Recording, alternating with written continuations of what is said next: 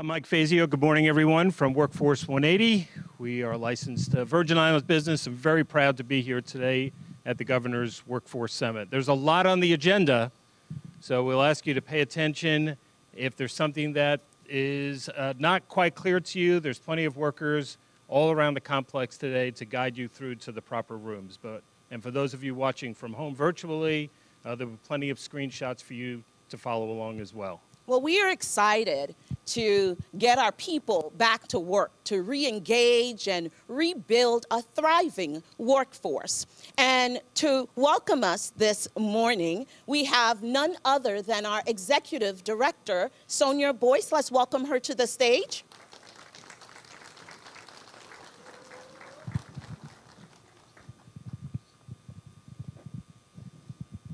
Good day, Governor Albert Bryan, Jr., members of the 34th Legislature, and to welcome Senate Vice President Novelli Francis, Commissioner Gary Malloy, Commissioner and Board Member Kimberly Causey Gomez, and Commissioner Ricky Evangelista, and other members of the Governor's Cabinet present, members of the Virgin Islands Workforce Development Board, and to single out and thank the members, Sana Joseph Smith, Molito Smith,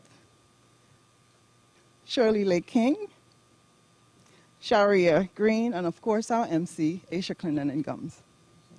Summit attendees and the viewing and listening audience, welcome to the Governor's 2021 Workforce Development Summit. When Governor Bryan met with the board virtually, he issued a mandate to us to help him build a talent pipeline reflective of the Virgin Islands community. He stated he wanted to address skill gaps, put people back to work, ensure those trained are placed on a career pathway to help them elevate and thrive, and to upskill our labor force so they can enter high-demand occupations in growing industries. Most importantly, Governor Bryan wanted us to reach people from their level so everyone can have access to opportunities to succeed. This year's theme is getting our people back to work, re-engaging and rebuilding a thriving workforce. This summit is a call to action.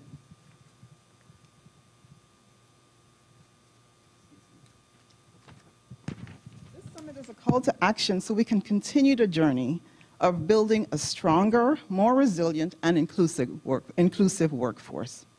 We've planned a summit designed around the most common workforce development challenges in our territory. We seek to engage and build relationships with many different stakeholders that play a role in the workforce system. Presenters will offer different perspectives, practical ways, and insights to improve our workforce system. You will hear from dynamic speakers who will share their expertise on how we can evolve and foster as a thriving Virgin Islands community. Special thank you to everyone who made this summit possible. Teamwork truly makes the dream work. This summit is just the beginning. You will hear more from us as we continue to chart the course to build Governor Bryan's workforce development talent pipeline. Thank you for your attention, and thank you for attending the summit. Next, we'll hear from the Honorable Gary A. Malloy, Commissioner of the Virgin Islands Department of Labor. Good morning. Good morning, Governor Bryan. Good morning, Senators. Good morning, fellow Cabinet members, board members of the Workforce Development Board, my vital staff, honored guests, core partners, participants, and of course the people of the Virgin Islands that are viewing, listening, based on the virtual platforms. I'm Gary Malloy, the Commissioner of the Virgin Islands Department of Labor, and we're pleased to be a collaborative partner with Governor Albert Bryan, the Workforce Development Board, and in support of this Governor's Workforce Development Summit. You know, a brief story before I leave. I just want to say, you might remember that the first summit in 2019, Governor Bryan surprised this territory by publicly charging me with transforming the Department of Labor from the Department of Labor to the Department of Workforce Development and Securities. So He also, at a leadership team meeting with cabinet members, he gave each of us, passed this baton. And when he passed the baton, he kind of reminded me, this is a baton that signifies the mission of the Brian Roach administration, and it's to improve the quality of life for everyone who lives in the Virgin Islands, in the US VI, and our guests. And with passing this baton, again, he reminded me of my charge. So I just want to say, Governor, with that said, I kind of have the toughest job in the cabinet, as my boss has been in this role, and when he asks something, you have to, I thought it was impossible, and at the same time, you know, I have to know that he knows what he expects. And so, without any further ado, Governor, I just want to say that while I've not been able to traditionally or get the entire transformation done, we have done a fantastic job in made significant strides in being able to pull together a created, integrated workforce system that incorporates and links all of the supportive and stakeholders in the workforce development arena.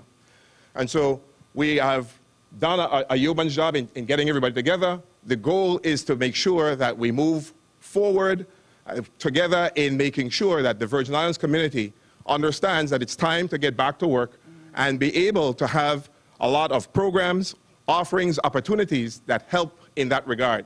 And so the Virgin Islands Department of Labor wants to thank each and every one of you, especially our core partners. We've been working very hard with the core partners, with the Board of Education, with the Workforce Development Board. And it's very important that all of us see that workforce development is just not one single entity. It's all of us. And so want to make sure that this summit is very, very meaningful. So a lot of work went into making sure that it's something for everyone. The job seekers, employers, employees. So we want to make sure that everybody takes the opportunity to participate. We need your input, and we want to make sure that we continue to move forward as we make the Virgin Islands a lot better, more resilient, and be able to have our residents take part in our recovery and a part of the workforce development and moving this recovery and our economy. So with that, thank you very much and enjoy the day. Thank you so much, Commissioner Malloy. And without further ado, ladies and gentlemen who's joined us here and those online, the Honorable Governor Albert Bryan, Jr.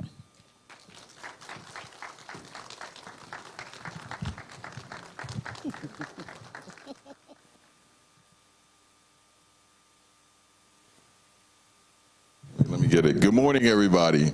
Hey, Molito, how you doing? Hey, Shirley. Good morning. The last time I was in here, I was taping that commercial for election with me and Tregenza sitting down there in the front. So, are you excited? No. Are you excited? All right. So this is like my favorite thing to do, is to do presentations. So first I want to welcome you. Shamari, what's up, man? How you doing? I'm seeing people, you know it's coronavirus, you don't see people.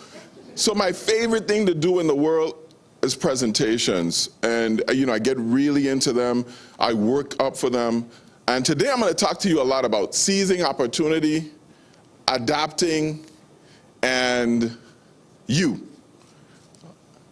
And one more thing, perspective. So I'm going to tell you a joke about perspective. This is like one of my favorite jokes, because I always like to lift the vibe of the room before I get started. So when my oldest daughter, and if you heard this joke before, don't say none, because I tell it a lot. So when my oldest daughter was about 3, she was like in kindergarten, and, you know, it was report card day. She's, you know, I always train my 2 to be like really competitive. We're really competitive in our family. So she came to me and she had like all A's, but she had like 1 B.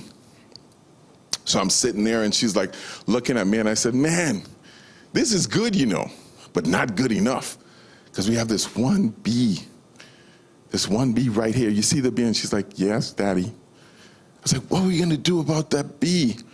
She looked at the bee. She looked at me. Let me erase it. Let me erase it. Perspective, right? The problem is solved. So, what? Let me make sure we flip. Flip 2 times. Yeah. One more. So what is the most important thing about workforce development? Anybody? Anybody? Standards. Anybody got one else? People. Anybody else? Qualification. Opportunities. Upward mobility. Actually, the most important thing about workforce development is you, right? You know, I often think sometimes I get frustrated about how quickly we're moving and how fast things are going. Nothing is ever moving fast enough for me. And I have to calm myself and think, from the beginning of the times till now, there have always been rich people, poor people, fat people, skinny people, people that did well, people that did not, people that excelled, people that did different things. It's always been and will always be. The difference in all of those people is the individual. When you think about Mansa Musa, who was a king in Africa, he was the wealthiest man that ever lived. It said that he had caravans of 1,200 elephants, and all of them carried gold beyond their belief. And as he entered cities, he would give away gold to people like it was nothing. And when you think about that, Mansa Musa has done all of that great empire. He's died. His empire is dust. It's all gone away. And during that time, there were people who enjoyed the benefit of his rule, and there are people who didn't. But the main thing is what you do and what your perspective is. But there's nothing new under the sun, nothing at all. And that's why as I get older, I'm getting a little older now. I know you guys don't notice that, but I am getting a little bit older. You realize that we've done all of this before. And when you read history, it's the same thing, the cycle's repeating over and over again. Everything that we do, there's nothing really new. It's just being wise enough to think about it.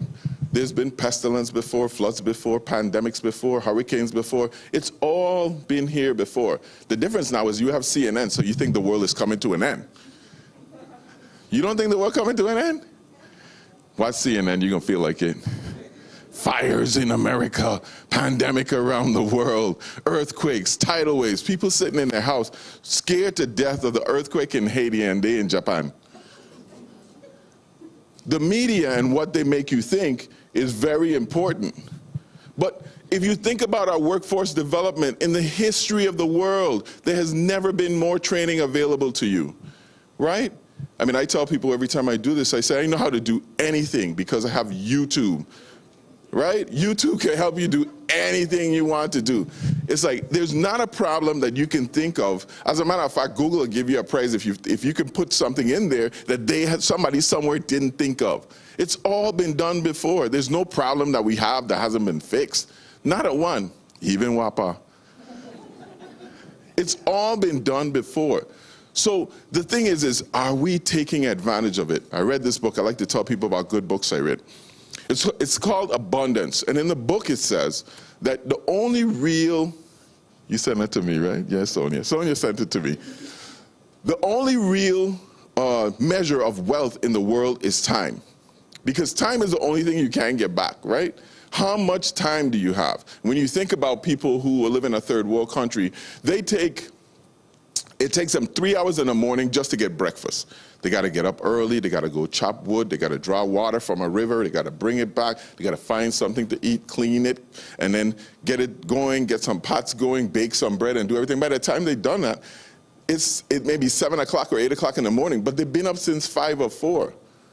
Then after they do that, the next preparation is getting the kids out. The kids have probably been working from the morning too to get in some foods. We interviewed people in a poverty council from other countries, and we asked them if they felt poor. They were living here, and they said, one guy, I never forget it, He says, there are no poor people in America. He is from an Eastern Caribbean country. He said, poor people get up in the morning to clean fish. Third graders get up to clean fish to get enough money to bring home one fish for them to eat in the morning. He said, that's poor. We don't have that in the Virgin Islands. So when you think about how much time it takes for them to do that every single day, to get from one place to the next, there's no fridge, there's no refrigerator to put your food or anything. It takes them all their time just living for the day. So they don't have any time to plan for tomorrow. In America, we are so rich, we could spend the whole weekend watching Hoarders on Netflix. Once on the eat good, pop in 2 minutes, we eat in. We have wealth. So imagine if each of us took 1 hour of our time every day and just watched something that would improve us mentally, physically, our skill level. Imagine how wealthy each of us could be. And it's not like it's not there, it's right there all the time in the abundance of water. The fool is thirsty. So we have the time, we have the resources. What we don't have is a desire to be what we want to be. The big difference is you. And it's what you see. I'm going to show you a little trick here. It's what you see. And what you've been trained to see and what you continue to see. What's this? It's ketchup, right? No. It's mustard. But you know what? You have been trained to see ketchup, right? So you would never, ever, I could put that bottle of ketchup, that bottle of mustard in the cabinet. You guys are working for the mustard every day. Albert, where the ketchup? Where the mustard? I can't find it. Right there. I could mark mustard and now you still won't see it. Think about what that's doing to your brain in terms of the media that you're being fed. What are you being taught to see when you look out into our territory? Are you being taught to see prosperity? Or you're being taught to see promise or decline and demise? Are you being taught to see every single problem that we have and not the opportunities therein? Is your brain being wired so that you can't and not be able to understand that these opportunities are before you? Click. So when you see, Diane, what click would it say? Oh. When you see that, what you see? Power outages, high rates rise. The governor, he ain't doing his job. Take them out. You know what other people see? $2 billion worth of infrastructure being deployed by an agency. They see an agency that's in trouble and need loans, that I can lend them a loan at not the prime rate of 3%, but at 6% because they're so desperate they need money. They see projects with 400, 500 poles being put down, underground projects. That's what they see. They see the opportunity to get employment and to gain money. But you know what you see? The governor. He ain't doing his job. Click. See? I can read your mind. When you see that, what do you see? You know what? You see them pothole, mash up my car. Right? You know what other people see? $136 million in paving for FEMA. They see 3 paving companies in St. Croix that do not have the capacity to do this. They see 6 months to 8 months to do Carlton Road and the opportunity that I could do with all the roads that they have to pave. They see $52 million in paving sitting in the bank at the PFA. Y'all don't see that though. What are you being taught to see? Are you being taught to see the opportunities that are there? And my job is to change your perspective and remove your limitations. Because I realize that I've been doing a lot of hard work with my team to bring opportunity for you, but you can't see it. I'm showing you opportunity, and you can't see it because of media, not Media One, they're good. The media wants to make your heart rate go up and make you mad so that you keep reading it. You ever realize like how crazy that is? Like reading the news? Yes, I watch people watch movies and pictures and they're like, with their face makeup. I was like, why are you watching that? It's scaring me. Y'all like to be scared? Why would you do that? Why would you do that? So my job is to make you see that these potholes really represent tremendous opportunity for us. They're a real problem, right? But in every single problem, there's opportunity. And I want you to be able to start to look at these problems that we have as opportunities, because people are coming from all over the world to try to take advantage of them. And you're sitting here worrying about my car going through the pothole when you could be buying 10 cars because you own a paving company that fixes the potholes. And when you think about the opportunity, it's crazy. And how I sometimes, like, I always do the math, you know me. Like, we're building up, this is the one that blows people away. We're building an 85-unit public housing community in St. Thomas called Dunu. Anybody want to guess what we're paying per unit? Anybody? Like how much money we think we're paying per unit? 100,000 a unit? 200,000? 250? You got 350 in here? 400? 500,000? $768,000 a unit. The average public housing unit that we build is going to cost about $350,000 per unit. I mean, you can imagine, right? I told a lady, and I was traveling in St. Lucia, that we get $500 a week for unemployment, and she was like, you lie. She was like, what do you mean you get $500 a week? US? I was like, yes, US money. We don't have EC money. 500 a week for do nothing? Yeah, exactly, that's what we get. Now we get 11. It's gone down a little bit, but the opportunity is there before you right now. I mean, the tremendous amount of stuff that we're getting in, you have to be able to start to read and see and perceive in a new way. Click. How long are you talking now? 50 minutes? It doesn't seem long, huh? Okay. No. There was one more with Kim up there. Y'all can see Kim? Commissioner Kazi Govez, I'm sorry. Human Services received $42 million for Head Start program. What do you see? They're raising up the money again. $42 million, that means that almost every Head Start is going to get redone. They're going to need products and supplies. They're building new centers, so they need new Head Start personnel. There's opportunities there for training. And maybe somehow they're expecting a child boom since they're building all this new Head Start facilities. My kid is going to be able to be better served because now they're going to get education from a younger age. You got to learn to start to read through the miasma and the despair and see the opportunity that's before you, because it doesn't matter what the Department of Labor does. It's up to you. It's up to you to say, I'm going to take advantage of this and I'm going to put new employees to work using the training programs I have. Every single employer I know looking for people. Everyone. They need people. Like you show up, you breathe in, and you come on time, you're good. I'm serious. I mean, people are looking for people to work. And the competition is minimal, because if you're good, if you actually show up breathing, come to work on time, you don't talk back, you learn quick, and you want to do stuff, you're going to be the boss in like 3 weeks. I'm telling you, there's no competition. There's no, I mean, in the government, we are constantly looking for new resources. Click. So where is the government going? Anybody have any idea where the government going? Let me tell you something. There's a lot of things about Albert Bryan you may know and you may not know, but one thing you got to know, I don't do anything randomly. Everything that I do is strategic, even sluxing. You thought I was random? No.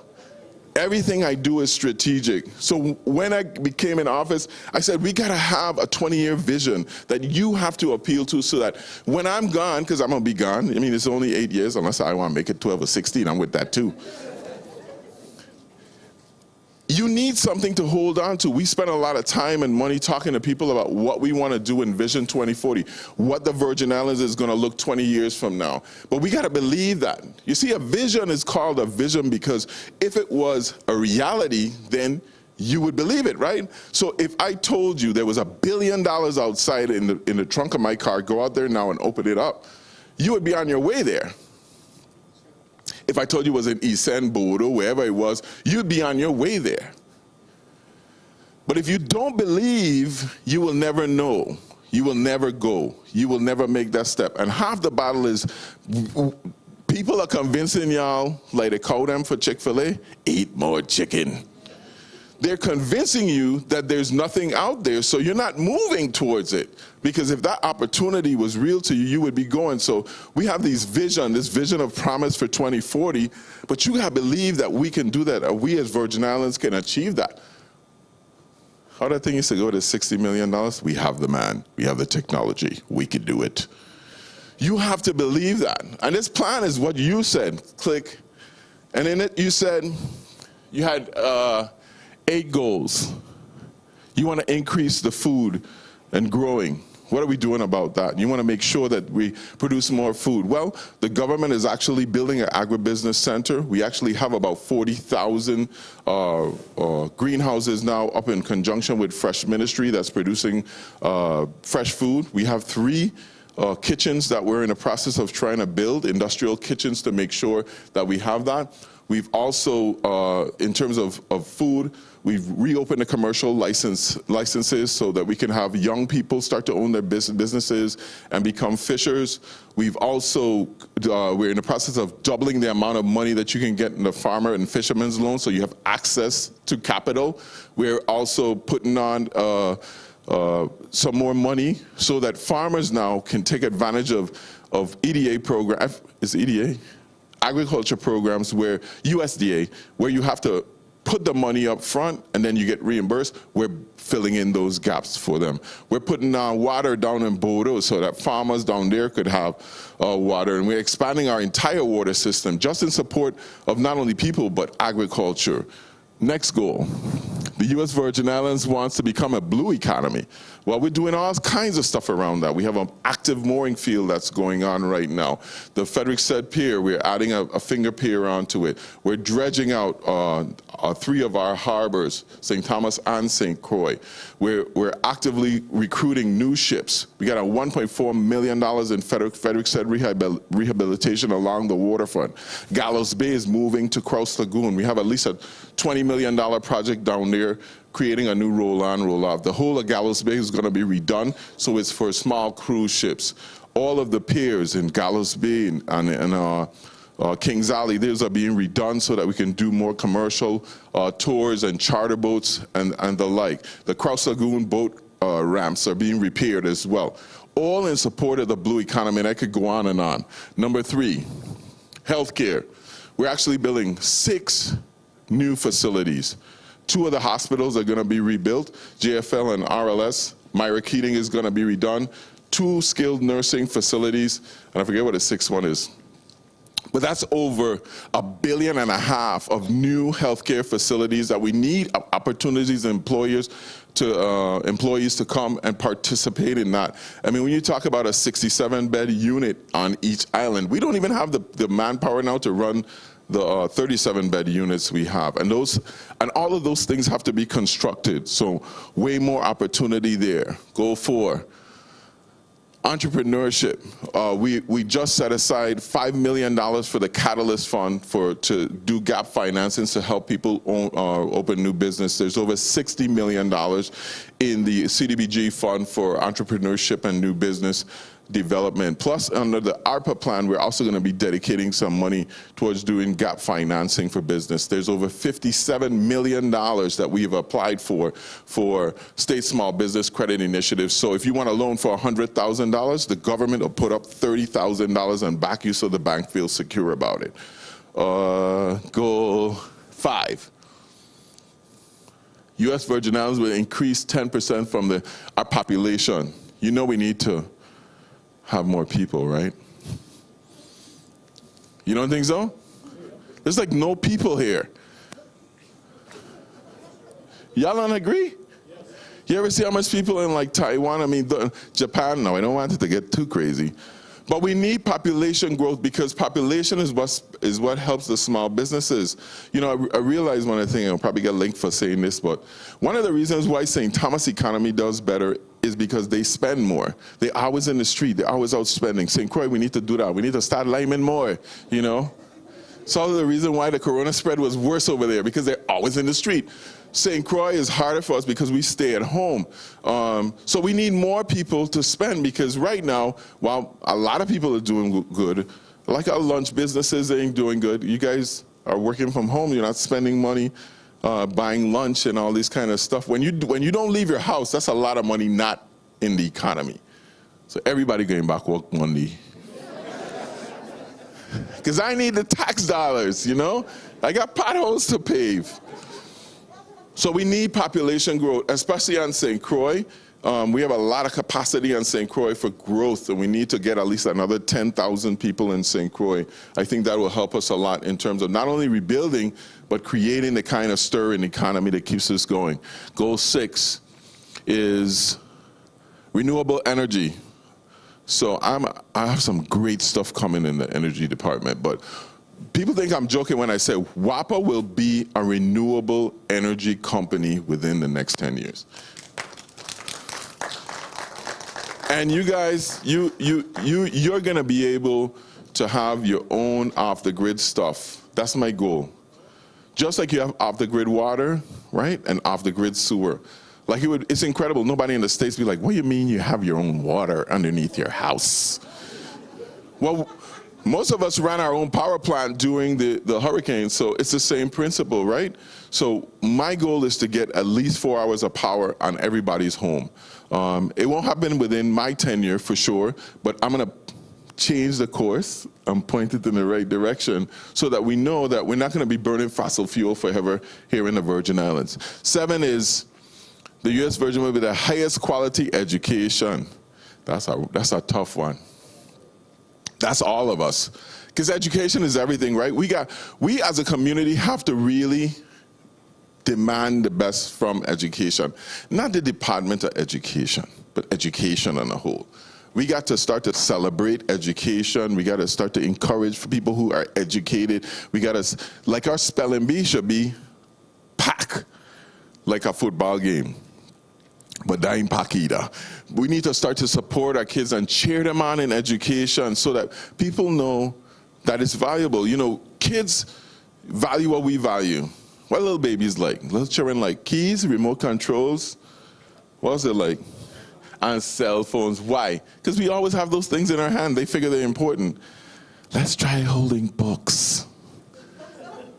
Hold a book around, walk around with a book and read it, you know, and see if your kid will start to, you know, read it.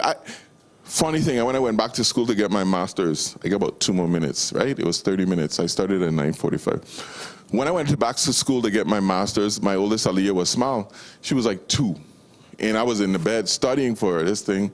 And all of a sudden I'm hearing pages, right? And she's looking at me. And every time I turn the page, she turned the page. You're creating value in education for our young people. Put books in your house. I know they're electronic now. Just pick up a book, a phone book, something, you know.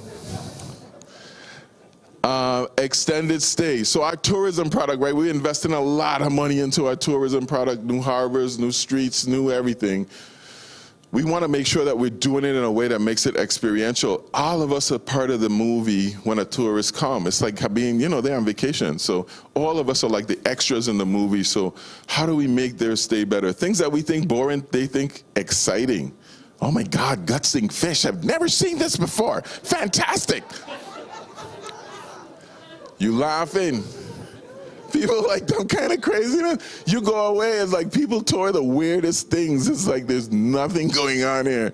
You know, people like that. And they want to experience our culture. Take them to your home, put them in your backyard, and make them plant stuff. Like, we're planting bananas today. You plant off your whole yard. You gotta spend a day. Cutting grass in the Virgin Islands, a tourist experience. But, click. So, I mean, what are our obstacles to get there? Clearly, we have obstacles. But like I told you, each one of those things is an opportunity. But it's up to you. You got to get ready, you know? I mean, like, people ask me all the time, that, you know, how you like this governor thing, you know? Like, how you to deal with it? Like, how you to, like, I love this, you know? I love it when Foy call the radio station and complain about me. I even love it better when he's downstairs picketing. Right, Foy? I go down and say, I love this. This is what I do. You train, right? You prepare for your opportunity, and when your opportunity comes, you seize it. That's luck. That's the luckiest man alive. You could be too, but you gotta do it. You know, nobody else could do it. So all these problems that we have, I always have problems.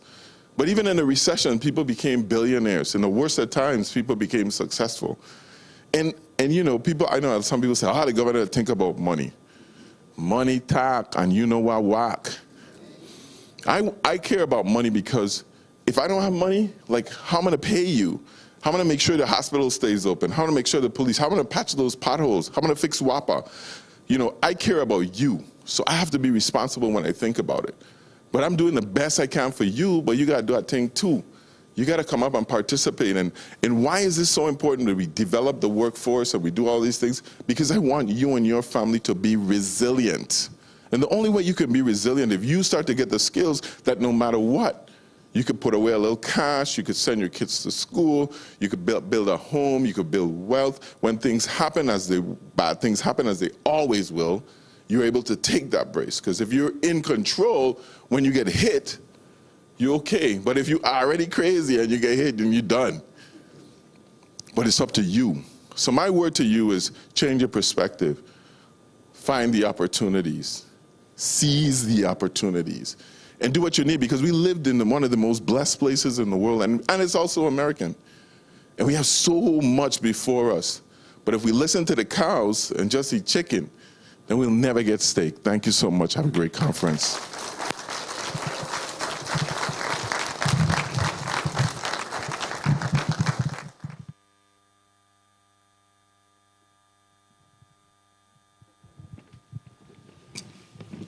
Okay, everyone, on the schedule, and thank you, Governor Bryan. We're going to continue. Thank you. Another round of applause for the governor. So we encourage you to see and seize the opportunities that lie before us. The schedule says a break right now, but we're going to, since we're a little behind schedule, we're going to roll right into the panel discussion. So we'd like to bring our panelists up on the stage, and I think everybody is here and present. So correct. This session is called Barriers and Solutions to Filling Virgin Islands Infrastructure Jobs. So we will invite our Honorable Governor back to the stage.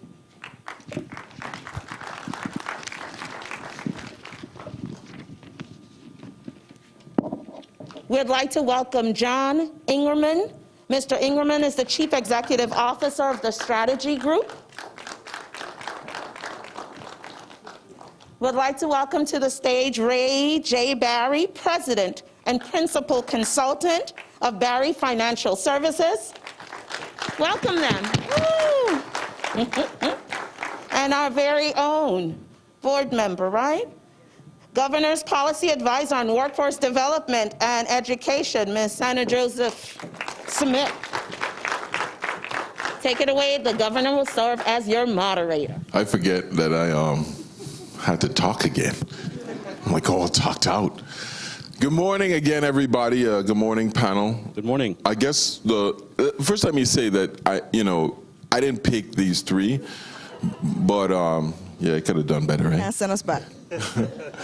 But I am extremely proud of these three individuals. They're born and bred, raised, and I want to start off first by letting them tell you a little bit about themselves, what they do, and why they're here. I'll let you go first. I feel like that's a setup. Happy Wednesday, everybody. My name is Sana Joseph Smith, and I wear several hats, but today I am representing the policy. I'm a policy advisor with the Office of the Governor, but I actually get to use all my hats today, so this is really fun for me. The governor mentioned that this is exciting for him, and I actually like this, which is kind of geeky. But I do because I get to use all of my experiences to support our community. So I'm also a business owner. I have several different businesses. I'm a founder of a financial literacy nonprofit, Strategic Solutions Network. I have a restaurant and embroidery company and a real estate company as well. So I'm a hustler, but a legal hustler. And I'm happy to be here because those experiences have taught me a lot. And I feel that I can share it with others and we can come up with some solutions. So thank you for having me here and for coming. Good morning, everyone. My name is Ray Barry. I'm an entrepreneur, born and bred in St. Thomas. For the past, I guess, 20 plus years, really most of my professional life, I've worked for myself. And I'm here to say that the Virgin Islands is a beautiful place to start a business, build a business, and also do a business internationally. Okay, so I operate internationally, not just here in the U.S. Virgin Islands, but throughout the Caribbean and in other parts of the U.S. mainland. We have spent time in the healthcare space, contracted as a consultant for a large hospital concern out of Puerto Rico, building a medical tourism, medical travel platform, working with ministries of health, hospitals, insurance companies, physicians throughout the Caribbean, from Bahamas down to Trinidad, Barbados. Currently, my biggest check is in the financial technology space, where we are growing entity by Dynamics Payments, developing really technologically advanced payment system here in the Caribbean. Initially started out in Puerto Rico, expanded to the Virgin Islands. We're also now in Dominican Republic with a platform of 32 programmers there, and I'm getting ready to open Jamaica. We are also expanding into the blockchain space because we view that as opportunity. We are seeing a number of regional central banks beginning to issue digital currency because of their necessity to get a handle as to where the money is. They have to make payments to the World Bank and International Monetary Fund, and oftentimes there's this massive underground economy that they can't track. So there's a lot of change coming. So I'm trying to be at the leading edge of it because it's going to impact my business. Not might, it will. You got to be prepared for change. So that's some of what I'm doing.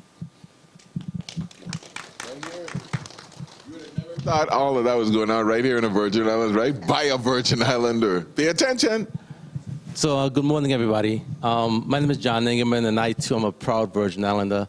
I actually was born here in St. Croix. A lot of people don't really know that. I actually grew up right across there in St. Fon, went to Lumarco School. I used to come here to, over here, man. We're pointing in the wrong direction. I remember coming over here to Staniels to go to the Kung Fu Theater and all that stuff as a kid growing up. Thought you were going to throw me off, right? But, you know, I'm the president and CEO of the Strategy Group. And we provide professional services to local, government, and private sector companies. Services ranging from accounting and tax, business consulting, management consulting, and we also have a PR, marketing, branding team as well. I'm excited to be here, not only representing my company, but representing the 40-plus Virgin Islanders that work with me back at the Strategy Group. I am so proud of all the work that they've been doing, and I say Virgin Islanders by birth or by choice, right? So a lot of people try to separate us into different categories, but at the end of the day, we're all going to be one people representing one territory. And I'm really excited to be the lead visionary behind that organization. You hear a lot more about myself and about my company, but I'm more excited to be here just to talk about what the future holds and what the future looks like in terms of a workforce for the Virgin Islands, because myself, the folks that we're educating and training and preparing are future employees or future colleagues, future business partners of the Strategy Group. So whatever I can do to participate in making that happen, sign me up. So, John, I mean, yeah, he's all right. Tell us about where you went to high school, your career path, and how you got here. You could start with you, John. So you know what? I am 100% product of the Virgin Islands public school system. I always like to say that, right? I started at Lumarco School and moved to St. Thomas at an early age. So I went to St. Thomas in the 3rd grade, where I went to Corinth Terrace. We're in Aspinall in St. Thomas, and then shout out to Molly class of 1987. We ain't gonna do that here. We ain't gonna do that here. You know what? I was that kid growing up, like you said, a hustler. So every season, I was on the top of the hill from like 9 years old, 10 years old, selling mangoes, selling kenneps. That's when mangoes were like 25 cents for each, right? And then that's a long time ago. I know the age don't really look it, right? No. But you know, and then after that, I would run down to Superfoods and I would bag groceries for the folks that come in there shopping and just kind of collecting a little bit of change from there. So I am that guy that's always looking for that legitimate hustle to elevate myself to the next level. Now, the position I'm in today is how do I help elevate others, right? One of the theme for the strategy group is lift as we climb. Here's an interesting story. You know, I was in the well at the office talking to my colleagues, and this one young lady was talking about her little side business. And then they saw me walked up, and they were like, "Shh, John, come in." Like, they don't want me to hear that they're doing what they're talking about. And I said, no, tell me about it. I said, because at some point, I may be able to invest in your venture, right? And help elevate you to the next level. So don't think for 1 second that you have to hide your entrepreneurial spirit from me. Within our company, when we were working and defining our culture, the most important thing that I made number one in building our culture is an entrepreneurial spirit. I want everyone within the company to be able to feel free to think creatively, think innovatively as far as what the next opportunity look like. I don't want to be the only one dreaming within my company, right? Because dreamers are the ones that are coming up with the greatest ideas. I want everybody. Imagine all 40 ideas that come up, and we could just act upon any one of them. Dennis Kimber wrote a book, What Makes a Great Great, says that the average person comes up with 4 ideas a year that if they act on any one of them would make them wealthier than they would ever imagine. They lack 2 things, courage and capital. Courage and capital. Sana, tell us about your business path. Where'd you go to high school? I actually went away. My stepfather was military, so I'm one of those that came back. So I only went up to elementary school here in St. Croix, and then I went to England. So if you can imagine a little Frederiksted girl in England for the first time, and wait, I'm not the majority? You know, what happened? So that's my story, and from England to West Coast, East Coast, and when I left that day on the plane from St. Croix, my mother tells this story till this day, 21 years later, that I told her, I looked over to her and said, "Mommy, I'm coming back here. I don't want to live anyplace else." And that's been the story of my life. And so even though I've lived in all over the world, I always knew I was coming back home. And I feel like this is where I can give a lot of the information that I've learned. I love when you said that your team members, you encourage the entrepreneurship. Because right now I mentor several of my former team members. I always tell them that you're with me for a time or for a while, but don't be afraid, we'll find a good fit for you.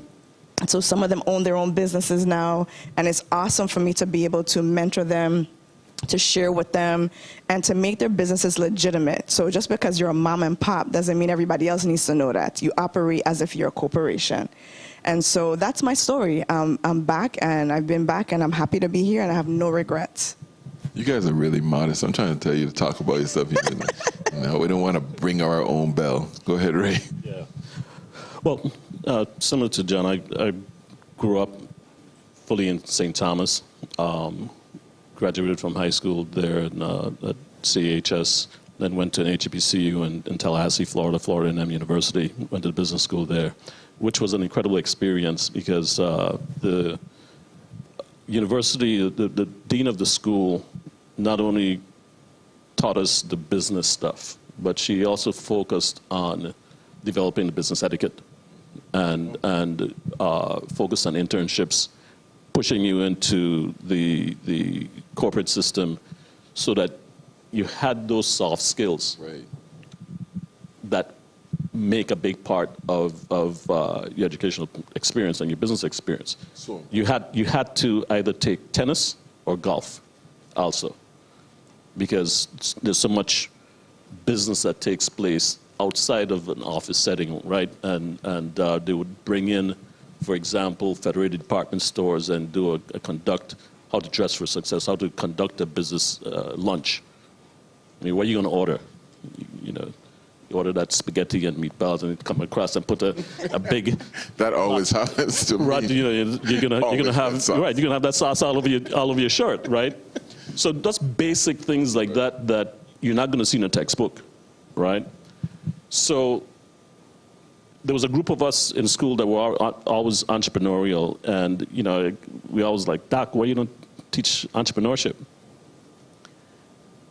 I was living in South Florida after Hurricane Marilyn, and used to belong to a group called Urban Bankers, Miami Urban Bankers Association, Broward Association of Urban Bankers. And Dr. Mobley, who used to be the dean of the business school, was our guest speaker one day, and I was charged with picking up from the airport and carrying her around. And I said, Doc, you know, how come you never taught entrepreneurship at the business school? And she listened, you know, it was a group of us, we wanted to get into this, and she looked and listened to me really intently, and she says, okay, Mr. Barry, who are you going to sell to? I'm like, what? She says, I always knew a group of you would become entrepreneurs, but I wanted to seed corporate America with SBI graduates so that those of you who became entrepreneurs would have someone that you can reach out to, to speak to. That's deep. I mean, you need a market. You need a contact. Yeah. So a couple of years ago, in one of my businesses, which is in doing some stuff in the energy-related field and in the train industry, one of my colleagues gave me an article out of Fortune magazine talking about GE locomotives. I'm reading an article, and they start talking to the president of the company, of General Electric Locomotive. And I'm like, Dad, this name sounds familiar. Turn to the next page, boom, there's a picture of a guy. Sure enough, he went to Florida A&M University, SBI. And that conversation I had with Dr. Mobley really popped and made so much sense. Having those contacts, having those relationships within the broader community. So not only in the Virgin Islands, it's who you know. It's who you know. all over. It's all over. You know, I traveled the entire Caribbean basin, and it is so critical. I think the Virgin Islands is uniquely placed because we have everybody from the Caribbean right here. I went to spend time in St. Lucia. Every St. Lucian I spoke to had somebody in the Virgin Islands. I go to Antigua. Everybody in Antigua gets somebody here. St. Kitts, the same thing. Some of the larger islands are a little bit different, but we also got a lot going on. You talked about that money that is coming in. So many of the other islands have absolutely no safety net. None. Okay? We talk about our healthcare system. I heard people talking about, you know, Barbados Hospital, whatever have you. I looked, it was built in 1964. Not much change since then. Wow. So I encourage folks to not just look at the Virgin Islands as a marketplace, but the entire region, because there's a lot of need. And that's important. I think we've been doing a lot of work to get into CARICOM and stuff, and trying to place the Virgin Islands in the center of any U.S. policy for business. We could go in a whole nother direction. I'm going to bring back. So all of you make payroll, and I know that's somebody who had to make payroll before. It's very stressful, and that's a whole, y'all hearing as white as mine. When you think about adding somebody to that payroll, what are you looking for, and what are the gaps that you're seeing right now? Anybody? Communication skills. Soft skills. Yeah. I guess just overall value. You know, what am I getting for that dollar? Let's talk about that. So that's one thing I always ask employees when I'm hiring is like, how do you add value to what you do every day? So and just to make them understand is when you go to work for somebody, you have to make money for them in order for them to profit and pay you. So when you're, as an employee or potential employee, you're seeking employment, you need to figure out what's your value proposition. How are you going to serve more ice cream a day? You're going to cut more grass a day? You're going to come up with some new innovative way to do an accounting? You're going to create a software? How do you look for that? It's and what drive. I think the one thing, at one point, the largest amount of employees that was on my team was 125. And what I've always told them is that I cannot teach you how to have drive. I can provide some motivation, but most of the motivation has to come from that employee, that team member themselves. So I can teach you how to do almost anything. It's one of my strong points, but I cannot teach you how to have drive. And so that's one of the questions I often ask is, what motivates you? Why do you even want a job? And if you say one more time is to help my mother out, no, that is not a good reason. I mean, it's nice to help her out. I'm sure she appreciates it. But you need to figure out what is your inner motivation? What do you want to do? Where do you want to go? And so sometimes we just go through the motions of getting a job and interviewing because that's what everybody says you're supposed to do. But really and truly, what do you want to do? And not to take over your monitoring, but I think this is the opportunity that you're talking about, seizing the opportunity. There are very few times where you have the opportunity to pursue your dreams and not limit them. And when you can have free training to do that, that's unbelievable. It's just not available, and we take that for granted. And I think I'm hoping that today that people understand that don't take it for granted. What's your motivation? What's your drive? Because nobody can put that there for you. You have to do that. Okay, I'm off the mic, pedal. You got the mic back. No, that was good. I mean, John, you want to add anything, or Ray? I mean, in terms of when you're looking for those employees. Yeah, we recently implemented a very extensive recruiting and hiring process. And for every employee, what's important for us to identify is, first of all, their fit to the culture. Right, because you don't want to come into an organization that you're diabolically different or opposed to and working with. We've also implemented an IPG, right, which was a individual growth plan, IGP, whereas we look at not only the fit for the company, but the fit for the individual, because we want to make sure that your trajectory is in line with the trajectory of the company, and that all comes back into the overall fit. Now, the drive does have, that's the underpinning behind it all, and we uncover that throughout the 3-part, 4-part interview process that we've implemented. Gone are the days of just hiring somebody just to have a warm body in a seat, right? That's expensive now. That's very expensive. I can't pay you and your personal issues at the same time, right? So I only pay one effective person to come to work. So, so we've gone through a very extensive process, and now companies are really looking at streamlining, right? So if you're ineffective at doing X, I can't hire a person to do, if you're hired to do A, B, C, but you're ineffective in B and C, I can't hire somebody else to do B and C. So what that means, I'm gonna look for that person to give me A, B, and C, and then you're gonna have to ease on down the road some way legitimately, right? Why are you pointing at Gary? Like, you got to go to labor? Unemployment? We're going to send them back to the workforce development program, and then they continue to train and develop themselves a little bit further. We have a wrongful discharge there, too. I am very much... Retraining. Retrain, retool. I'm very much aware of that process. Repurpose. So let me ask you this question. Where do you find employees and where do you look for them? And don't say the government of the Virgin Islands, because you stole enough of ours already. That is not even true. You notice only he answered the question, though. Because you were looking at me.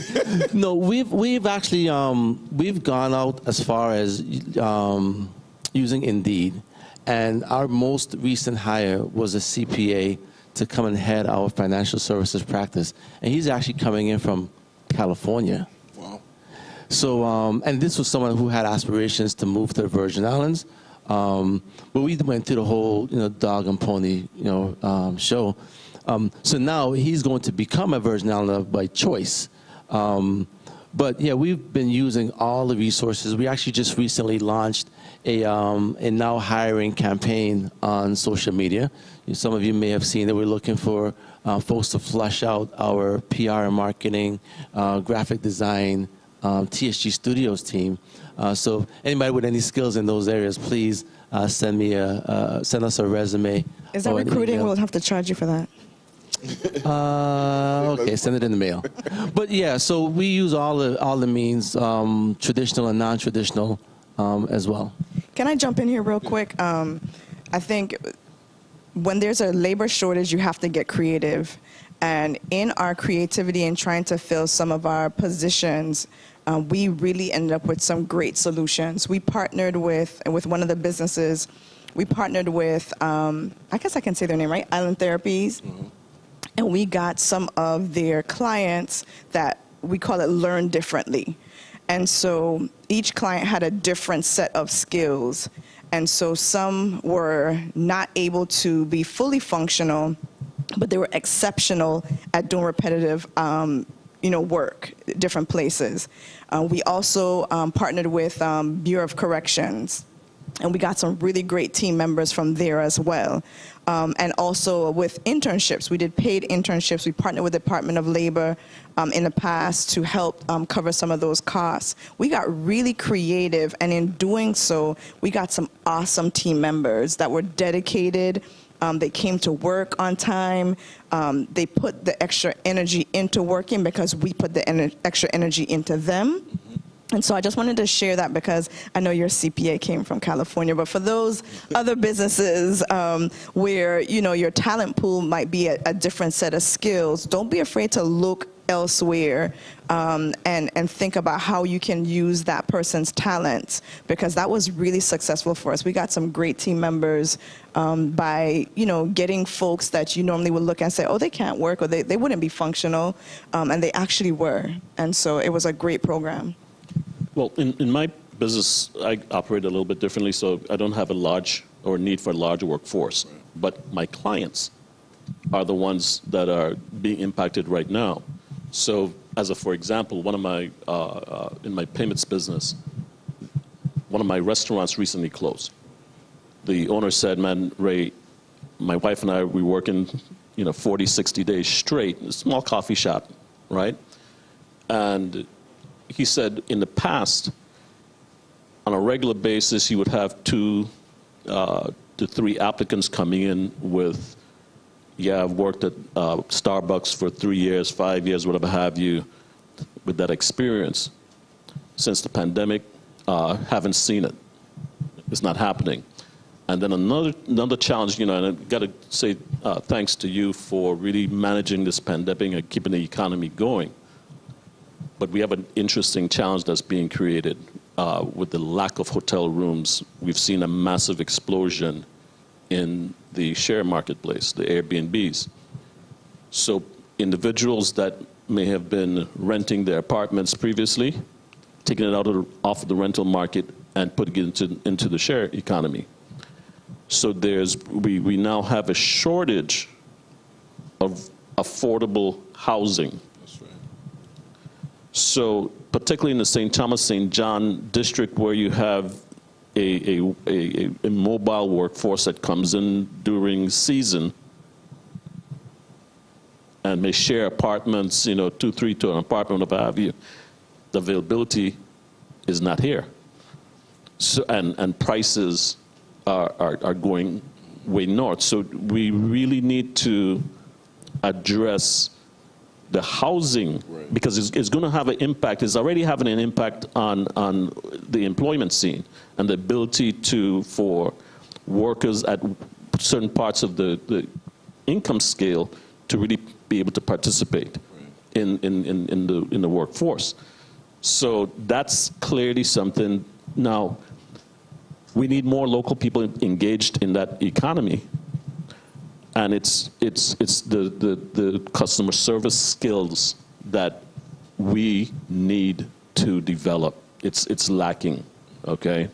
And those are some of the things that we really need to find a way to improve the encounters on Main Street, improve the encounters in the various restaurants that we have throughout the territory.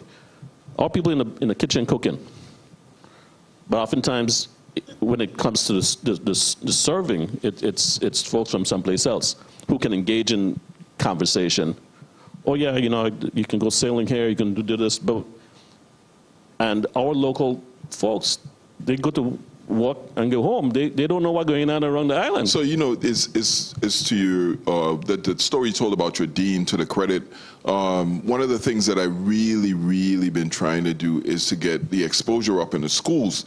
So one of fine dining restaurants owner told me once, he said, you know, how are we going to find people in the Virgin Islands to work in these restaurants who've never eaten in a restaurant? I was about to tell you my story. So when we first came, I took all of the top employees. So it was maybe about 25 employees out. And so the restaurant that we had. So everybody don't know that you ran the IHOP and own and operated the IHOP in St. Croix for years. So yes. And so, you know, it's a diner. It's not a high-end restaurant whatsoever.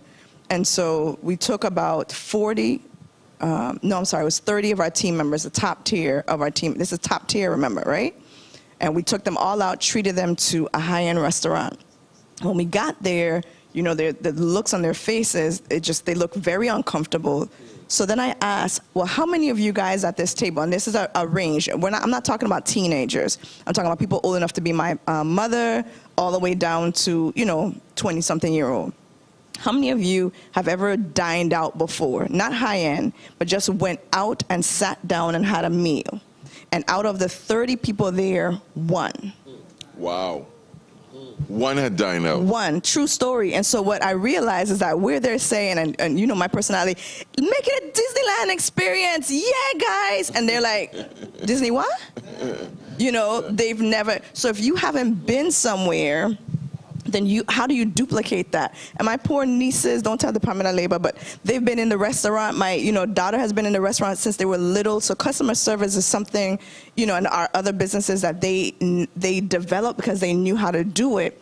But yet I have grown folks who cannot emulate that. So going back to your point, is that we have to teach them from young, what does customer service look like? What's the difference between service and servitude? Sorry, Governor, I'll take over your whole stage in a minute, you know. But, you know, it's a real thing. You know, me performing a service to you or to you, they should be like, well, you're the owner. How come you out here doing this? It's an honor for me to put a smile on your face. That's something awesome, you know, to do. And so we have to teach the difference between service and servitude. Let me add to that as well, too, right? Because I don't want us to leave an impression that we're capturing or categorizing our Virgin Islands to just one segment of service, like in the restaurant or the service hospitality industry. Because in the professional services industry, you're doing the exact same thing. It carries all over. of your clients, you're actually servicing your clients as well. My goal at the end of the day is to, you know, raise the level of professional services in the Virgin Islands. I think we are probably one of a handful of professional services firms that are based, headquartered here in the Virgin Islands. You know, the big 6 firms, they've come in here. You've seen the KPMG logo come on one of the buildings, Deloitte & Touche come on one of the buildings for like, you know, 3-6 months or something like that, and then they're gone, right? So, you know, we're 2-3 years here, but we have to be able to attract that level of Virgin Islanders as well, right? The ones that we can bring back, our expats that are now fully integrated in the DC area. I spent 25 years in DC and I came home, and you don't have to claw me away from the Virgin Islands now. But we have to be able to attract them with meaningful employment, salary that's competitive, that'll make them attractive to come home as well. So housing, of course. And quality of life, because I mean, people need education for their kids, they need everything, you know. But then the key thing too, right, with living home in the Virgin Islands, once you can get to a good personal level, the comfort becomes access to the mainland. So if you have you have a lifestyle, you have an extra $300, you can jump on a round trip ticket to Miami, you're good, right? So but we have to be able to raise the income level, the earning potential level of our Virgin Islanders that are living here. And living at that professional service. I mean, that's a real conversation as well, too. And, you know, we get upset when we see incomes raise of other people, but the incomes are lagging in the Virgin Islands, and more the gap is increasing because unskilled workers are not being able to earn that. But here it is once again, this is why these labor programs are so important, because it's up to you. Once you get something, I always tell people, even if you don't pay a dime of student loans back, you still keep your degree. I mean, it's the only thing that works like that. Pay your student loans. I'm not endorsing that in any way. But what I'm saying is, when you learn something on the job, they can't take it away from you. You can take that skill anywhere. You got to take advantage of that. I want to swing, and one of my themes for this year is adapt or die. And I say it because we've seen so many businesses go out of business and stuff. Tell us about how you've adapted, how your employees have adapted in order to deal with the pandemic and what we're going through now. One thing that I live by is you can't go at this alone. I think you talked about partnerships and relationships. I am real big on partnerships and relationships. One of the most solid relationships that I've formed was with a company that came down here as part of the disaster recovery effort with O'Brien. And one of the things that we've done with maintaining good relationship, good services, good representation as our firm, we have actually partnered with them, and we actually just launched a new firm, TSG USA. Wow. Because we just were awarded a contract in Houston. That's huge. I mean, this is a Virgin Islander, you know. But that's the thing. We need to go out from the base and produce. You get your start here, and you go. So tell us. Yeah. So with that being said, now I have one of my executives here, based in the Virgin Islands, that's going to be the one responsible for standing up our USA operation. So I guess at the end of the day, when you talk about adopting, what was the term? Adapt or die. Adapt or die it's all about building those meaningful relationships outside of your circle. I tell you, at the end of the day, 50% of 100 is a lot more than 0% of 50, right? So and that's what I live by. It's all about the partnerships, because imagine the power of your single Rolodex and the power of the three of our Rolodexes together. One of the things that I've realized has been a challenge for us as a culture is building not only relationship but meaningful trust-based relationships. Mm-hmm. We have a real people with capital. With or without, all right? So we have a problem just trusting each other. Imagine the three of us here can pull together and say, hey, we're going to put X amount of dollars. The Fred was up for sale. Let's be real, right? How many Virgin Islands pulled together to say, hey, man, let's go after the Fred? Well, that's a whole different conversation, but you and I have had that one. Right. So. But it was a great opportunity. Right. It could have been a great opportunity. Yeah. Right. So really, how do we come together? Because other cultures, man, they come together and they do agreements on a napkin. Yes. And then move on and the deal is done. And we struggle with that type of stuff. So we need to break that and adapt to what is it going to mean to get out of the four shores of the Caribbean Sea of the Virgin Islands. So, I mean, it's been a challenge in a varied way. Currency, getting new customers, being able to make sure your employees work right. Well, it's an interesting question. We've had to really increase the use of technology at the end of the day. Rather than being so much in front of customers, previously it's more Zoom calls, obviously. Right. We had to, given the nature of our business, we have to stay up. So we had to send employees home and then just have teams rotating into the office to manage operations because we couldn't let the virus into the... Send them home to work, not... Send them home to work. Yeah, send them home to work. Okay.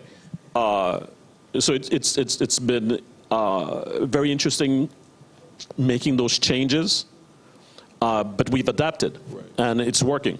And the strength, I think the strength in the new economy now is having the confidence. It puts an extra burden on an employee now because when I hire you, I have to trust that you're going to go home and actually work.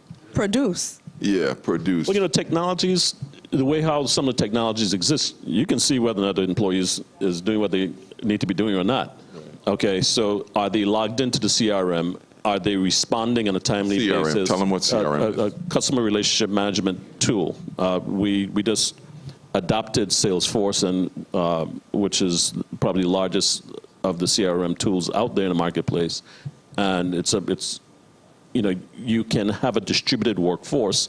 We have people in the Dominican Republic, we have people in South Florida, we have people in Puerto Rico, here in the Virgin Islands, soon to be in Jamaica. But everyone's connected digitally. I So- just wanted to add to that real quick, just because there's an opportunity that a lot of small businesses miss.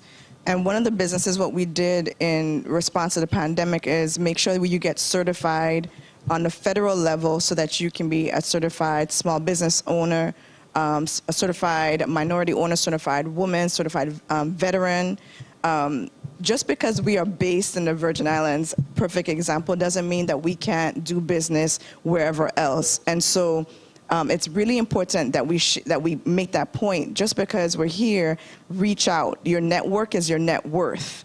And so make sure you get those certifications and take the time. It's a lot of paperwork, but it's really just repetitive. But take the time to do it, because then you can be awarded the same jobs and so forth that the mainland has, but you're here. And so that allows your reach to be further. And I just wanted to share that. Great point, because the project that we talked about in Houston, we actually won that to be the minority-based partner on that project. Wow, taking advantage of opportunities. Yeah. And keeping with the theme of workforce development, it is critical, I think, that we have an education system that is exposing at a very early age to technology. Well, Okay. I think that's the greatest piece. It's like a dream come true for me in coronavirus. I could show you my PowerPoint presentation from 15 years ago. It says that, our dream was to have every single child in the Virgin Islands with a laptop learning through the e-experience. And now every single child, I go to Granny Pre-K. Granny Pre-K is is pre-kindergarten, and we have Sugar Apple pre-kindergarten classes now in education, and those little kids have laptops on their desks. That's tremendous for us, and they're learning on the same platform teams that we use. We got about 3 more minutes.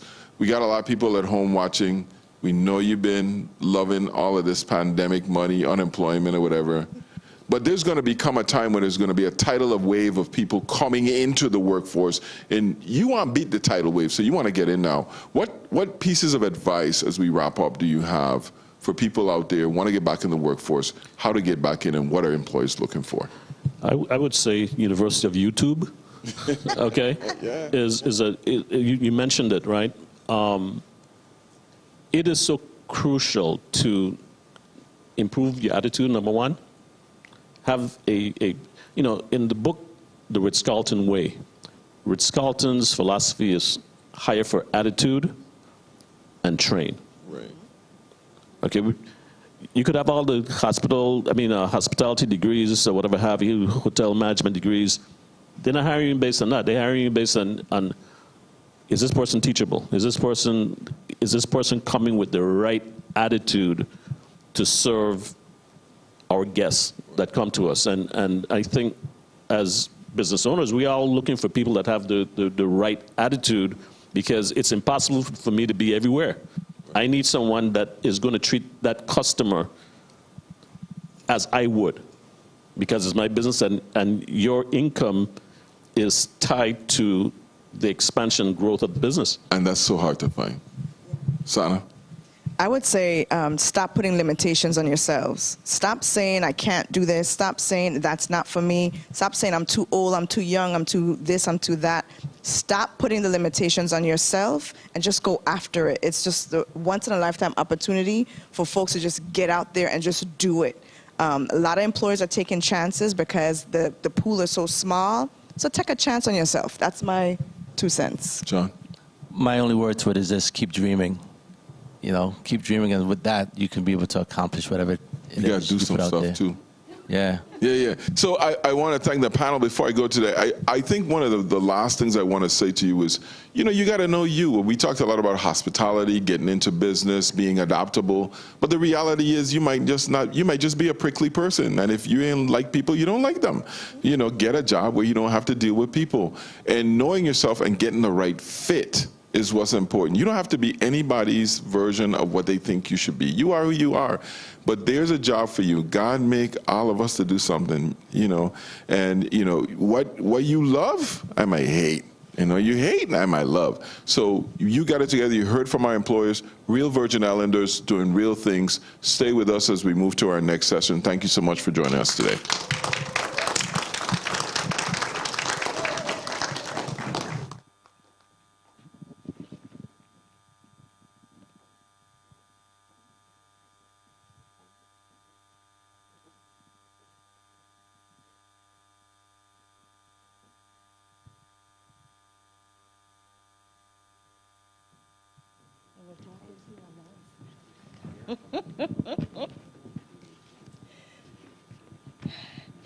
Okay, folks, it's 11 a.m., which means we now have, for those of you here in person, concurrent sessions. You may go to the appropriate room. We'll give you an idea of what's happening in each room, and then you can decide where you want to be. If you're in a different theater right now, watching this virtually, then you can move on to the room. So here in this room, Aisha? Yes, in this room, we're going to be talking about the industry, the maritime industry. So you can stay in this room if you want to hear about that industry. In Theater 1 for employers, we'll be talking about thriving in a job seeker's market, how to attract and retain and recruit those brilliant, talented persons that you need for your organization. And then over in Theater 3, we will have becoming an eligible training provider and seeking government funding, the do's and don'ts. This is really an opportunistic session for those people who are training providers and would like to become a partner with the government of the U.S. Virgin Islands. And in Theater 7, we will be talking about financial empowerment, improving our clients' economical journey through financial literacy and training. This is an opportunity, this Workforce Summit. It's very hard to dream when you don't know what to dream about, when you're limited. These sessions afford you the opportunity to expand what you can dream about that's possible. So I urge you to participate. I think the panelists did a great job of giving specific examples of how those dreams can become reality. So we'd encourage you to go to your sessions now at 12 o'clock. For those of you in person, there'll be lunch available in the lobby, but right now those sessions are going to begin in the next few minutes. Thank you so much for joining us.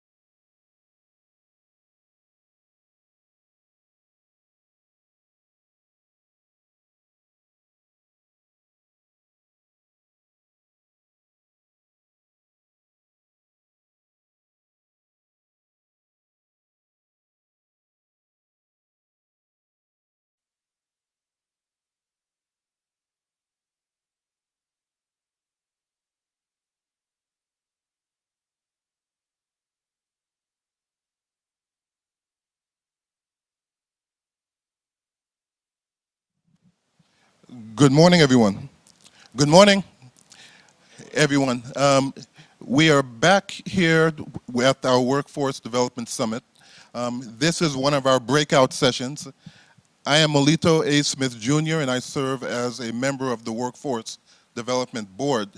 This session we'll be speaking about the maritime industry, and today we are pleased and privileged to have two distinguished individuals from the maritime marine industry. Mr. Matthew Berry, please give him a hand.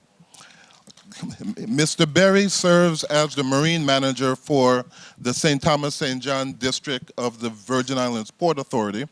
He is a St. Thomian. He graduated from Anthony School. He attended the Maritime Academy in Maine and has many years of maritime experience and sailing. So thank you for being a part of this particular session. He'll also be serving as the moderator during this session. Thank you.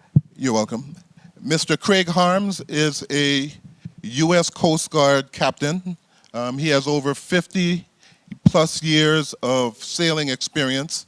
But what you may not know is that Mr. Harms also is a IBM alum, of International Business Machine alum in his previous life. So I'm sure he'll be able to bring a lot of business of maritime industry to us. He also holds a master's degree from the University of Pennsylvania. So everyone, please enjoy this session, and I'm going to turn it over to you, Matt, to go ahead and facilitate and have a great discussion.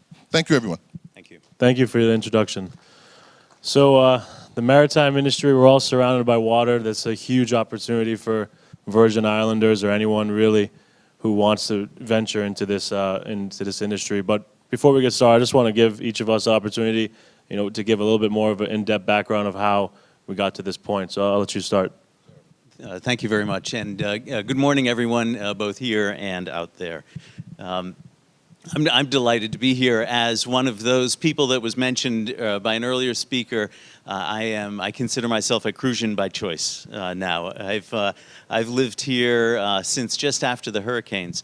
In my introduction, he said that I have 50 years of sailing experience. So hopefully you think that means I started very young.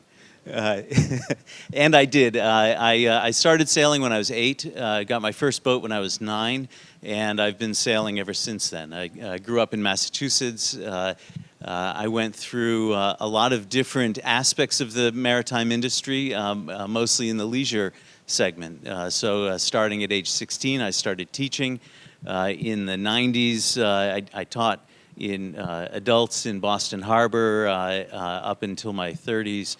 I founded a community sailing program in Newburyport, Massachusetts, and saw that develop, training adults and children in how to sail.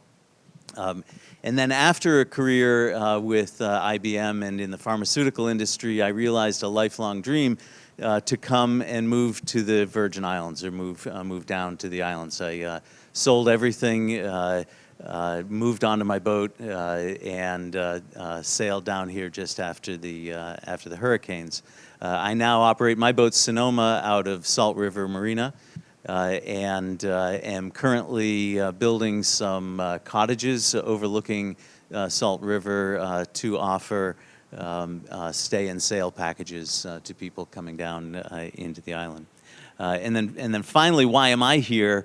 I'm here really representing the Virgin Island Professional Charter Association, which is a group representing some 500 plus captain, crew, vendors, suppliers, and service providers in the marine industry.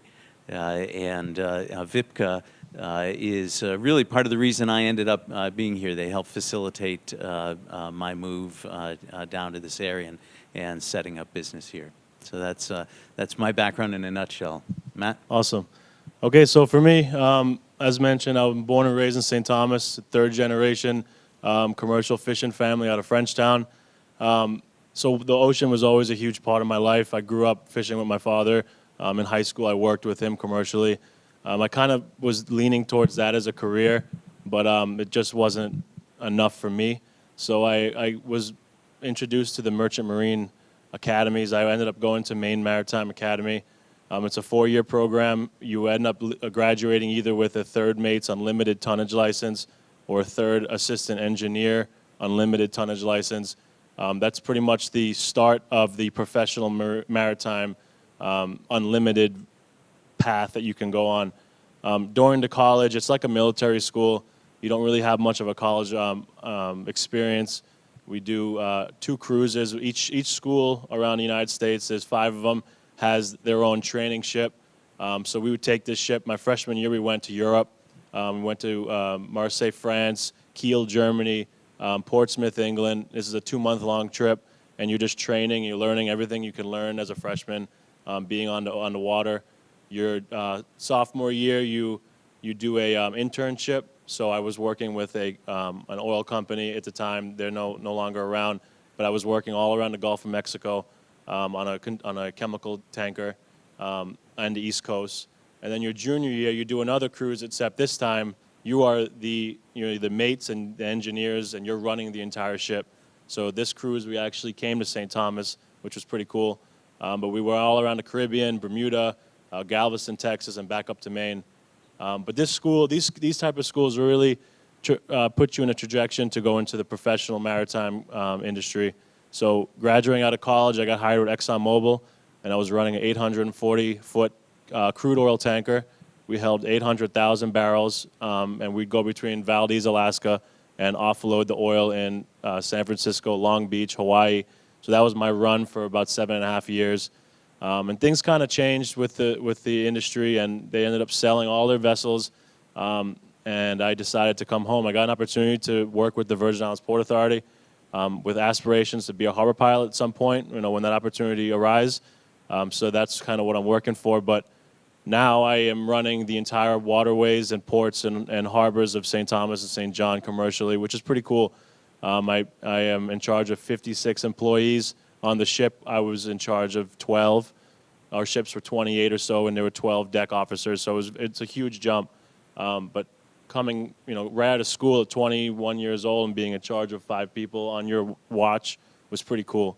And you usually are the youngest, of course. So I did that, and now I'm here, and I'm enjoying it. I'm getting to meet a lot of different people who I never thought I'd meet, political-wise, which is kind of great.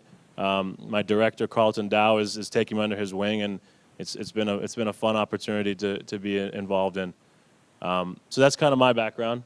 I guess we'll now discuss a little bit about each of our fortes. Go ahead. Sure. I think, to frame any discussion about the maritime industry, its impact into the Virgin Islands and the opportunities that exist here, it's important that we understand the scope of what the marine industry really is. We think a lot of times in terms of boats and captains on boats, but it's a really a deep segment of the economy here. One estimate that I read is that roughly 16% of the GDP here is directly related to the marine industries, and then of course somewhere in the nature of 60 to 80% of the economy is based on tourism. Much of that driven by the marine segment and the natural resources that we have here. So it's a very important piece. Let me start by talking a little bit about the leisure segment and how that is structured, or what exists. First of all, we think about industry within that leisure segment, and so those are boat builders and boat service people. Here on St. Croix, we're lucky to have the only operating boat builder or large-scale boat building operation in the Virgin Islands. We've got Gold Coast Yachts, also in Salt River. They employ about 40 to 50 people and have an in-house training program and apprenticeship program to help staff people there. And then you also think in terms of, so in that industry, or in that shipbuilding, you've got electricians, electronics specialists, you've got plumbing people, you've got people who deal with fiberglass and composite technologies, you've got architects and engineers and project managers. And so there's a wide range of employment opportunity in that segment. Then we think in terms of marinas. Here on St. Croix, we currently have 3 marinas, right? We've got Green Key, we've got St. Croix Marine, and we have Salt River Marina. I think probably those 3 together employ roughly 30 people, maybe. St. Croix Marine being the largest one, having actual service operations. Green Key is traditional marina in the sense that it's got berths and slips, and where St. Croix Marine has haul-out services, and they provide services for yachts. Of course, we also have marine stores. We have 3 or 4 marine stores here on St. Croix, if you include the fishing. And then we have the charter fleets, or the boats operating in this leisure segment. In the territory, I looked at the DLCA licensing information last night. I think we have 191 licensed yachts according to DLCA. I believe that we have operating in the territory as a whole about 200 day sail yachts, so day charters that take day-long excursions, mostly powerboats, and some sailing vessels. We have about 150 term charter yachts. These are boats that take people out for multiple days and you stay on board. That term charter industry represents almost 700 room equivalents or beds, and then we have there's 100 day charter, term charter, and bareboat. We've got 150 bareboat yachts. So bareboat charters are where people hire the boat, come down and captain it themselves and move around. This past year was a particularly interesting year for the leisure segment. I think that if Governor Bryan were here, I'd like to give him kudos for keeping the territory open for the yachting community. I think that did a tremendous, gave us a tremendous goodwill in the overall community as a whole. It certainly helped St. Croix become rediscovered as a destination. Those of you who were out in Frederiksted during the peak of the pandemic saw an unprecedented number of boats at anchor there. So that's kind of an overview of the leisure segment. And Matt, perhaps I'd turn it back to you for kind of a review of the commercial segment. Sure. So I'll start big and work small. I guess we'll start for an academy. I mentioned the academies. There's one in Maine, there's Massachusetts, there's one in New York, there's 2 in New York. There's actually a government appointed or federal appointed Kings Point is what it's called. So you have to get chosen from the delegate to Congress. There's Texas A&M Maritime, and then there's Cal Maritime. So when I was applying, I didn't know about any of them. I didn't really do much research, and happened to go to the coldest one, of course.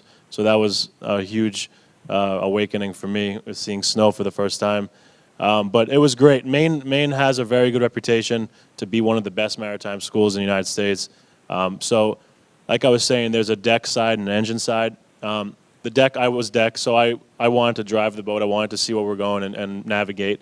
The engine side's a little different. That's just pretty much being an engineer. You're a diesel engineer, so you're learning everything you could learn about diesel engines and systems and how ships run and what's the propulsion on them, all the living, the generators and MSD tanks, which is the waste tanks, how to deal with all that, electrical. You get a huge learning boost when you do an engineer side, because then once you are tired of shipping out and shipping out for 2 months on, 2 months off, you can decide to go ashore, and you have a better opportunity than a deck person because you're able to work for power plants.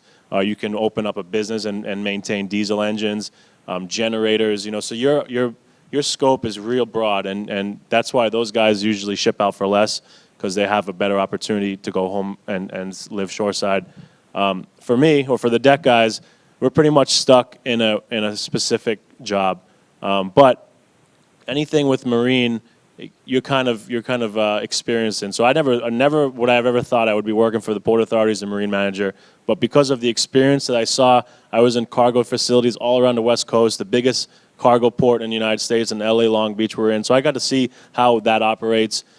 So I can bring that back, and now I have that experience that I'm bringing to the table when the boss calls me and wants to know how we're going to redesign the cargo port in St. Thomas. I have my experience to give, which is great. So those are the licensed officers. On our ships, we have unlicensed guys, which are able-bodied seamen. They are the helmsmen, and they do a lot of the maintenance work on board the vessels. That's the deck side. We have a cook, usually like a 3-man cook division. And then the engine room, there's wipers, the guys who are constantly cleaning and making sure the engine room's spotless for the Coast Guard inspections. So that's kind of the ship side. Everyone who's not licensed, you don't have to go to a maritime academy, but your work to get to where you want to go is doubled. It's all about sea time, so you're constantly working and logging hours. As we move back, like local side, we have the harbor pilots in St. Thomas. We have 6, 3 of which are VI residents, born and raised. The other 3 are from the States, and they just fly back and forth. So we're trying to push more local and get more of our own people to do this career path. But once again, you have to really want to do it. Like I said, it's like a military school, and you're away for a long time. You miss holidays, you miss Christmas, you miss birthdays, but it's very, very rewarding. And then after the pilots, we have our boat crew. So we have 8 guys. There are 4 on each watch and 4 on another watch. They rotate 2 weeks on, 2 weeks off with the pilots, and they're the guys who drive the pilot boat, and they bring the pilots out to board the vessels, the cruise ships, cargo ships, yachts, anything over 100 gross tons, which is pretty significant. We also have a tugboat company that operates, which is out of Puerto Rico, but I've heard of them inquiring for people who are qualified in the Virgin Islands to work because it's their waters. You grew up in these waters, you know the best. That's kind of the grand scheme of things for the industrial side that I worked in. But there are also other opportunities with ferries and things of that nature. But my forte is more on the industrial side. And we have 2 ferries now, right, running between St. Croix and St. Thomas, which is a great thing to see that expand. I think we'll see more of that. Hopefully, maybe a ferry that goes to Puerto Rico. That'd be nice. But we're trying to expand our facilities and our entire marine industry in local side as much as we can. With the BVI being closed, we've taken a lot of opportunity, and we've able to expand, and we've seen more than we've ever seen yachts in St. Thomas and traveling around the VI. So I think it's a great opportunity for everyone. And in fact, we heard earlier when Governor Bryan was speaking about efforts to improve Gallows Bay, to move some of that commercial traffic over to the south side of the island and turn that basin into a yacht center. There's also a marina shipyard planned behind the Long Reef area where Gold Coast is going to build their new fabrication facility, and I believe there's a marina plan for that. My understanding is that should provide opportunity for about 120 workers, and I would imagine that the Gallows Bay facility would be comparable in terms of growth for direct marine-related people in that leisure segment. There's definitely a lot of opportunities coming our way with a lot of grants that we're getting. I think that as we see the industry build, we're going to have a lot of opportunities. A lot of people are going to start venturing into this industry. It's very rewarding. The pay is usually very well because it's a grueling job, type of job. But I think we are in the right direction. just need to get more of our local youth, especially that want to, go to this path, any kind of these paths. Really, they just have to, I never had anyone to give me that push. I just had to figure it out on my own. But I think if we had people like myself or any of our other maritime people around here, we can help that.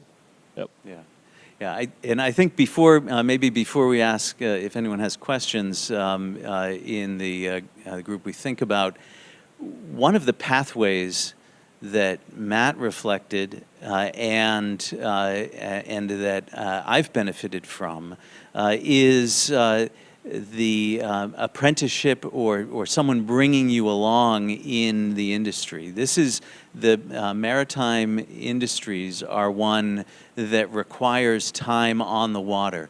Matt referenced sea time. That's a responsibility, or that's a requirement for anyone pursuing a credential, a maritime credential, to be a captain of whether it be a large commercial vessel or a leisure vessel.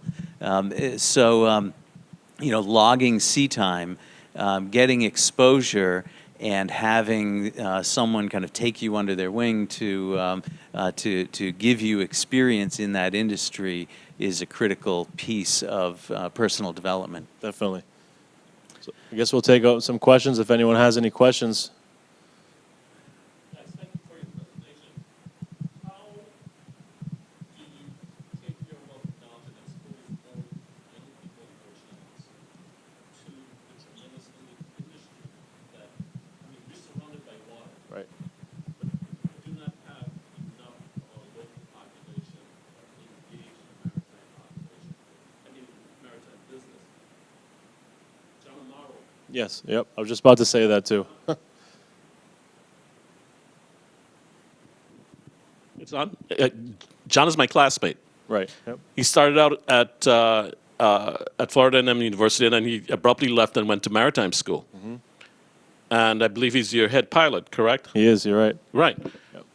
I don't know how John got into the business, but we need more people doing that, like you have, Right. taken that path. But how do we get more young people engaged? That's the question. So when John or Captain Amaro was heading to Maine Maritime, there was a program that was instilled with the USVI and Maine Maritime that they would the government would fund that student to go to Maine Maritime to get their third mate's license and then ship out for the minimum that's needed to come back to be a harbor pilot in St. Thomas or St. Croix. That went away due to kids not being able to do the classes, and there were a lot of them were failing out. So that entire option was gone. I actually looked into it because John and I had spoken when I was going to college, just a little bit, very briefly, and I looked to see if that was still available because that would have been great, but it wasn't. Puerto Rico does something very, very similar to that, and they still do that. They actually offer in-state tuition to kids who go to a maritime school from Puerto Rico, not the VI, unfortunately. But my director and I have been looking into this, and we're trying to bring this back. So that's in the works, and I'm glad you brought that up. Thank you. So there's the existing infrastructure of maritime schools. I think there are a number of people that also recognize that we need to bring that kind of education into the Virgin Islands. I think both in terms of the professional mariner path, going to be a credentialed captain or a person on board, but also from a standpoint of vocational training. We need to establish vocational training in the marine trades in the Virgin Islands. And because this industry is one that requires a substantial amount of knowledge and education to move into it. It's very hard to just walk into the industry. The underpinning of that, of course, are good literacy, mathematics, STEM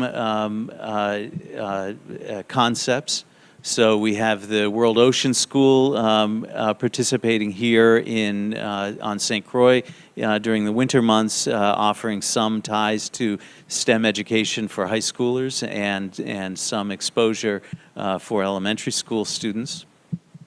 VIPCA, the Virgin Island Professional Charter Association, VIPCA.org, provides a annual marine apprenticeship program.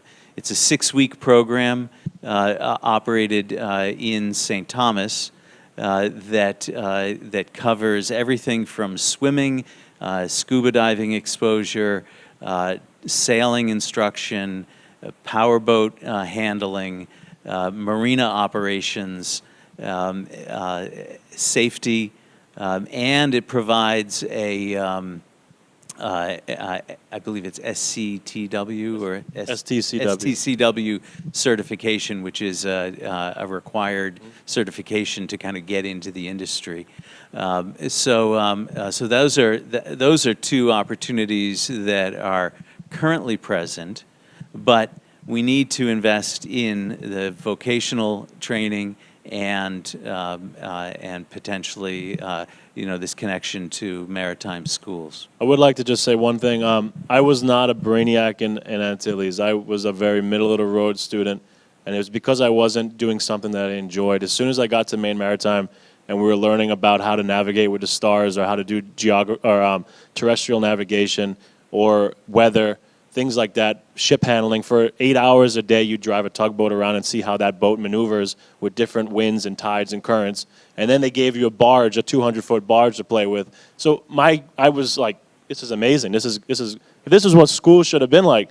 I was loving it. So I mean, I was in a dean's list. I couldn't. My parents like, who is this kid? But I really found what I love. And like I said before, you have to want to do this. You can't be forced, and that's what happened in John Amaro's era when they were forcing kids to go to a maritime school, and it's like you're forcing to go to boot camp.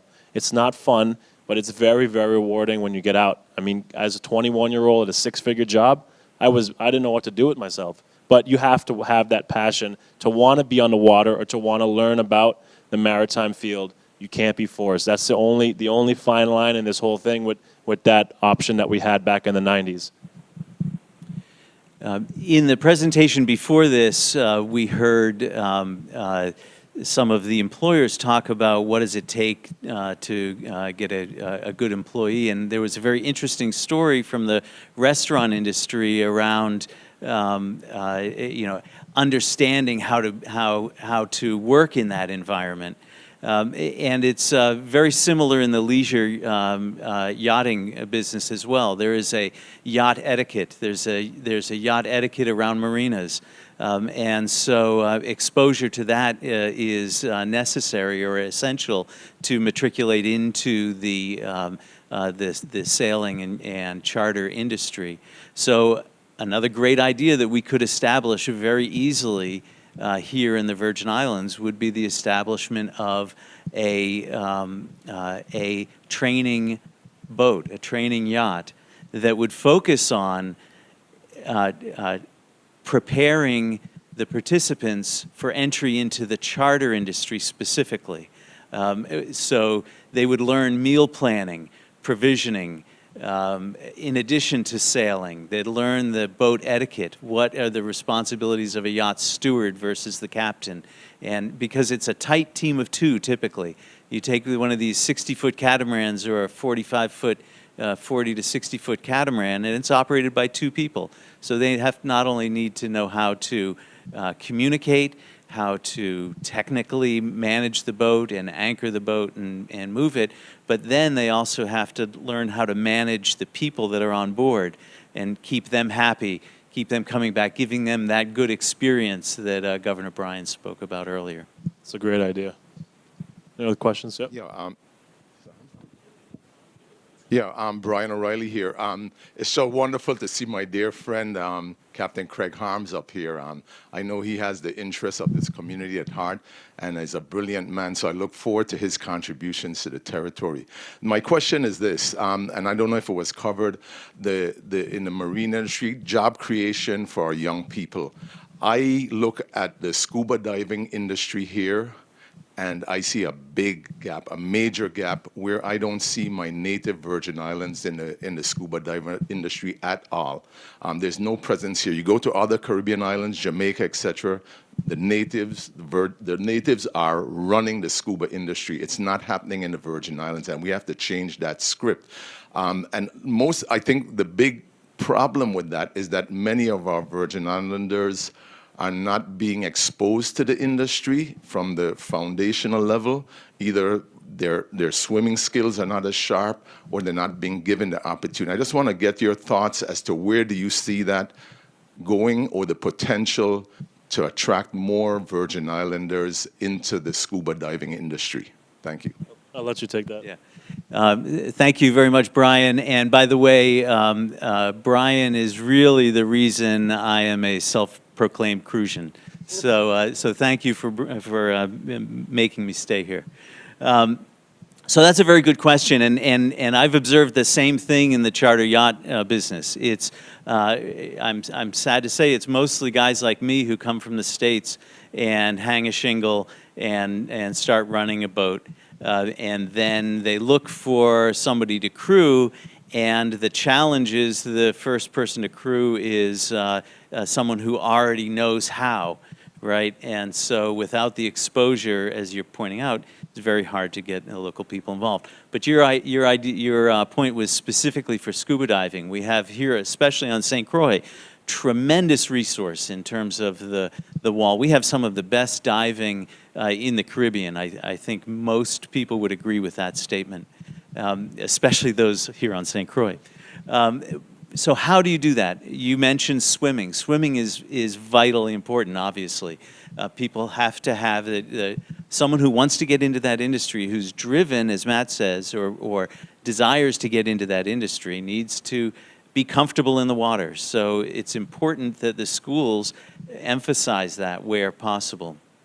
And then there's scuba certification. I became a certified diver when I was 16. It's classroom and shore time. There are people here, or classroom and dive time. It's not tremendously difficult. It's access to equipment and access to the training and to the dive time to get certification. But there are plenty of facilities here on this island that can teach dive certification. I would guess there are 3 or 4 right on St. Croix alone. So, you know, is that an opportunity for grants to sponsor a local person to get their diving certification so that they can then participate in the dive boats that operate here and help lead tours? Any other questions?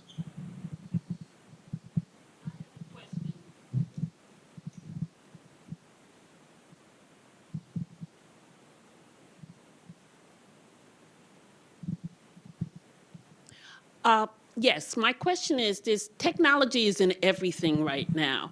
So how much technology is in the marine industry, and what type of jobs for people who are in tech are in the Marines? I mean, I know boats have computers, everything has computers in them now, but what type of jobs do you see in that, and what type of businesses do you see in tech? That's a great question. I will vouch for what I've seen. So our ships are run on technology. Everything is electronic, from radars to GPS maps to GPS to you know, all of the engine equipment. All of that's run by computers. So here specifically, you know, we get ships in all the time, and once in a while a ship may need to be serviced. So that's a very good opportunity. All that equipment is certified under what their brand is. So the person would have to go to train with, for example, Garmin or like one of these other companies, and they'd be able to be a certified tech for that specific piece of equipment. On our pilot boats, which are small size, it's all Garmin and all that kind of equipment. But we usually are forced to actually call out off island to bring a tech in because there's not that many qualified people that are certified, is what I'm saying, so that we're not going to void any kind of warranty or anything. I don't know if you have anything to add. I do, thank you. Yeah, so that's a very good point, right? The notion of certified technicians who are able to operate on marine electronics, not only in the large commercial arena, but also in the leisure segment and in yachts. Electronics are an important aspect. As you heard in my introduction, I came from a background from IBM in technology, so I have a very keen interest in this as well, and myself. And you asked specifically what kinds of businesses can be started. So there is now the emerging technology that exists is there's a common backbone that gets installed on in marine equipment now. So modern engines talk through a specific format, and that's integrated automatically with chart plotters and AIS and most of the technology platforms, which makes it very easy to capture data off of the boat and then do something with it. Prior to this venture of coming down to the Virgin Islands, I came up with an idea to record that data in sort of a black box, if you will, on board a boat, and take that data and then send it to the cloud for analysis using big data engines. I've got a whole series of presentations on that, and if you know anyone who wants to start a business around marine electronics, please put them in touch with me, because I would love to hand that pet project off to someone and see it come to fruition. Anything else from anyone? What is the best advice you would give to your younger self getting into this industry today that would have made it easier for you to get it? So for the benefit of people online or in the back of the room, the question was, what is the best advice that you would give a younger you to get into the business, get your foot into the door? For me, it would probably be focus more in high school and not be a middle-of-the-road student. It would be, because if my grades were higher, you know, I wouldn't have had to score so high on an ACT test or my SAT test. But it would probably be to just focus more when I was in middle and high school, you know, gearing up for college. Once I got to college, like I said, it was fun. I enjoyed it. But it would be to focus. My advice to young people is to get on the water and be on the water. So the critical thing, the piece that I missed early on in my life, was that I did not record and log all of the sea time that I had as I was growing up. The Coast Guard recognizes any documented sea time, I think from the time that you're 14 or 16. To document it, it's a very simple form that the Coast Guard provides. It's a sea service form. A day on the water equates to 4 hours underway. So you have to look for opportunities to get on a boat for 4 hours. Anybody who has a registered boat, that's any fisherman, any powerboat, your uncle who's got a boat that's got a DPNR registration, can certify your sea time for 4 hours that you spent with him that day, and keep track of that every time you go out, and because you need the entry level credential, if you're doing it yourself, requires documentation of 365 days at sea. So you've got to get that many days, and that's, you know, if you're doing that once a week, right, that's how many years, right? That's multiple years. So you start young, document your sea time. That gives you exposure to the industry. It gives you exposure to the weather and the elements and navigation and all the things that you need to learn. And that goes for fishermen, for sailors, for powerboaters. Get in the poker run. Yeah, that's a very good point. I guess I was lucky to have, you know, a commercial fishing family, so I was fishing with my father on weekends. When school we had a holiday, I'd go out and haul traps with him. So I was constantly on the water fishing, and I wish I would have logged my hours because I would have been going to college with a, with a six-pack captain's license or whatever. But I just went with myself. But that's a very good point. Anything else?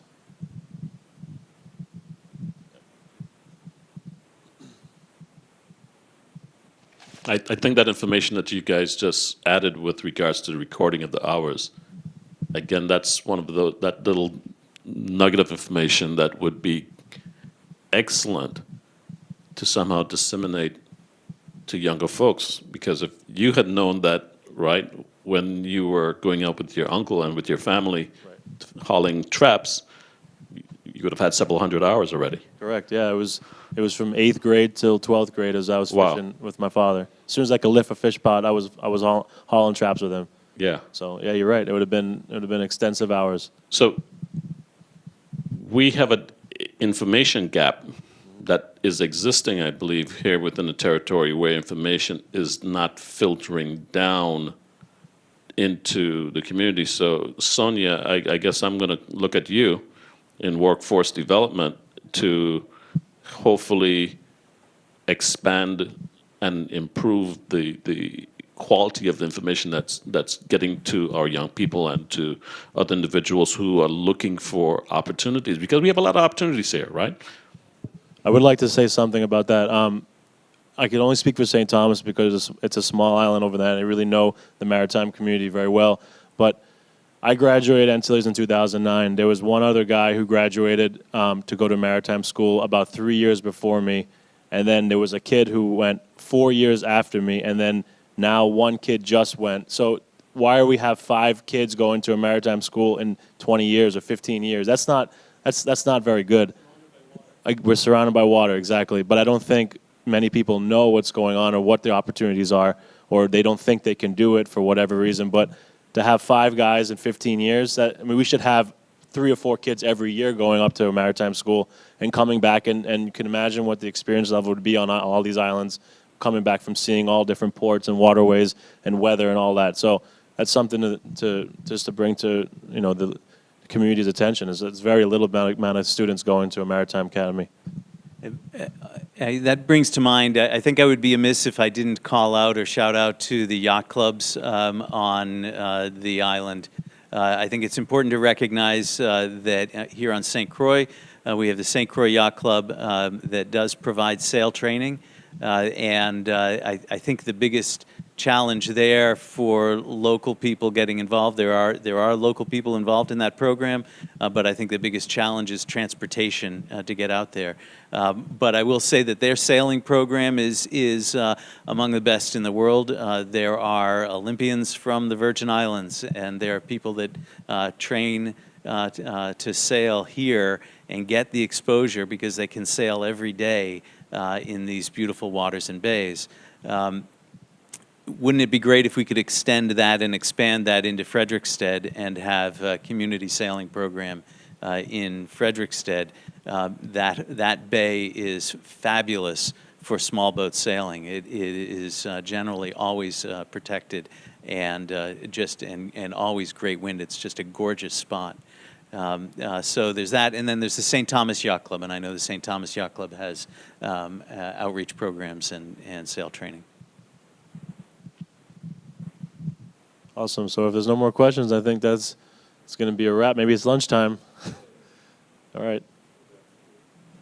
All right. Cool. Thank you all for your time. Thank you very much. You.